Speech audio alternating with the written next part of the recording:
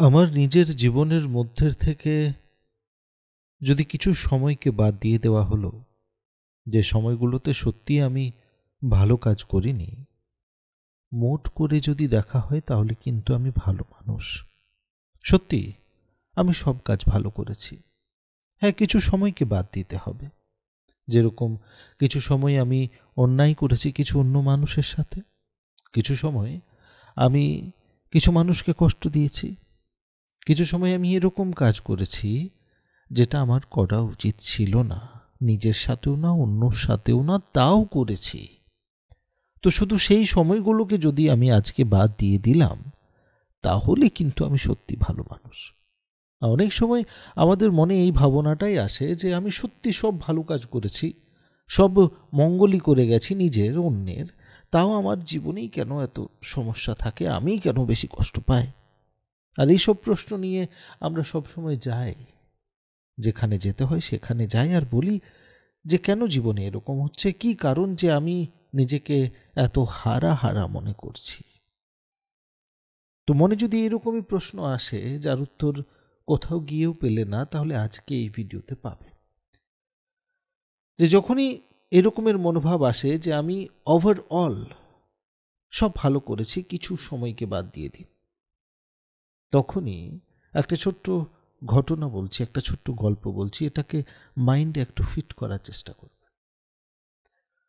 সেটা হলো যে এক এরকমই শিষ্য ছিল, যে নিজে গুরুদেবকে বড় সম্মান করত, কিন্তু সে এতদিন তক গুরুর সাথে থেকেও নিজের জীবনের এই সমস্যার সমাধান করতে পারেনি যে আমার এত বেশি রাগ কেন হয়ে যায়, আমি অন্য মানুষের সাথে খারাপ ব্যবহার কেন করে ফেলি, কিছু কিছু সময় আমি কেন নিজেকে নিয়ন্ত্রণ করে রাখতে পারি না।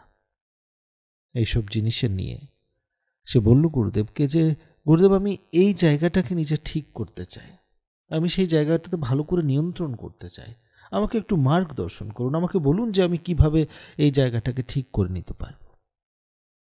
গুরুদেব জিজ্ঞেস করলেন যে কিছু কিছু সময় তো চিন্তার কি কারণ রয়েছে?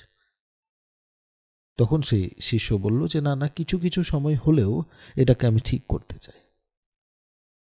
তখন গুরুদেব বললেন যে একটা কাজ করো, এই আশ্রমের থেকেই একটা চওড়া দেখে কাঠের টুকরো নিয়ে যাও, এবং যতবার তুমি অন্য মানুষের সাথে খারাপ ব্যবহার করবে বা অন্যায় করে ফেলবে বা রাগ হয়ে যাবে, নিজেকে নিয়ন্ত্রণ হারিয়ে ফেলবে, তখন এই চওড়া যে কাঠের টুকরোটি আছে সেটার মধ্যে একটা করে পেরেক ঠুকে দিও, এবং সম্পূর্ণ এই ঘটনাটিতে 1 মাস তক মনোযোগ দেবে, 1 মাসের পর সেটাকে নিয়ে আসবে।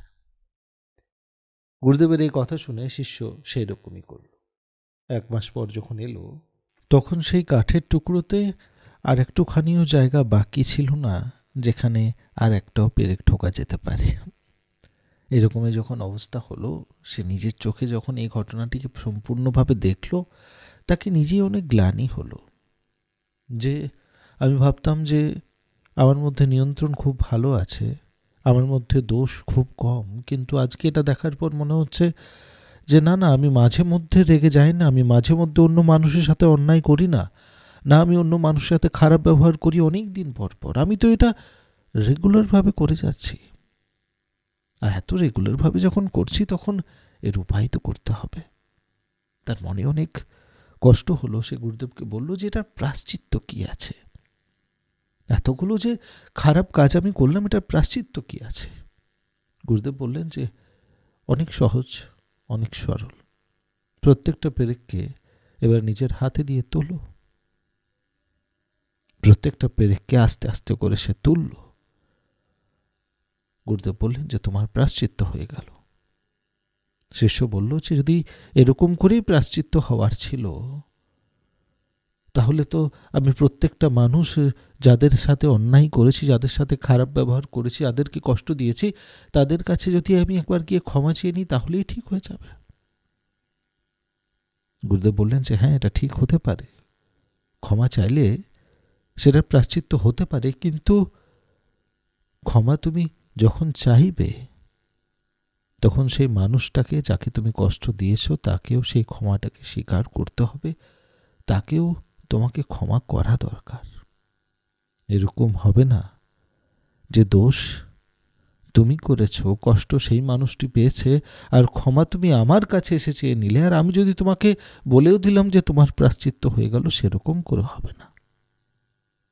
কারণ যতবার তুমি পেরেকগুলোকে তুলেছ, এই কাঠের টুকরোর মধ্যে আর কোনো জায়গা নেই। তার মধ্যে যে আঘাতগুলো হয়েছে সেগুলোর চিহ্ন তো রয়ে গেল, সেগুলো তো আর মোছা গেল না। তার জন্যেই ক্ষমা যদি চাইতে হয় তাহলে এই কাঠের টুকরোর থেকে চাইতে হবে। আর যদি এই কাঠের টুকরো ক্ষমা করে দেয় তবেই তোমার প্রায়শ্চিত্ত হবে, অন্যথা প্রায়শ্চিত্ত হয় না। তুমি নিজের ভুলকে শোধরানোর জন্য হাজার চেষ্টা করে নাও, কিন্তু যদি সেই ভুল অন্য মানুষের ক্ষতি করে দিয়েছে, তাহলে সম্পূর্ণ অধিকার সেই মানুষেরই আছে যে সে তোমাকে ক্ষমা করবে কিনা। এই পৃথিবীতে আর অন্য মানুষ তোমাকে এই বিপদের থেকে বাঁচাতে পারে না, এই অভিশাপ থেকে বাঁচাতে পারে না, এই অন্যায় থেকে বাঁচাতে পারে না। ভিডিওটি ভালো লাগলে অবশ্যই শেয়ার করবেন। জয় বাবা মঙ্গলকারী লোকনাথ ব্রহ্মচারী।